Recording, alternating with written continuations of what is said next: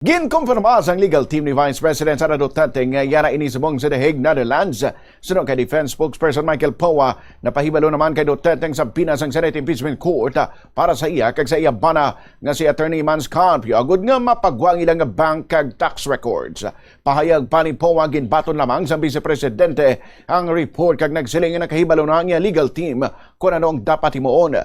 Ginpahayag ni Poa nga wala sang ginatago si Duterte kag handa sila bisan magwa pa ang nasambit ng mga dokumento. Sunod naman sa Office of the Vice President, kabahin sa biyahe sa Vice Presidente ang Qatar, United Kingdom, kag Netherlands para sa opisyal nga mga aktibidad kag pagtililipon sa Filipino community. Ginpasiguro man sang OVP nga wala sang pondo sang gobyerno nga gamiton para sa bugos niya nga biyahe. Samtang ginpahayag ni Poa nga ginatunan pa sang defense team kung magapasaka sila sang petisyon sa Korte Suprema agud kwestiyonon ng desisyon sang Senate Impeachment Court. Sunod sa iya, ginalantaw pa nila ang mga posible nga benepisyo kag epekto antes magrekomendar sini kay Duterte.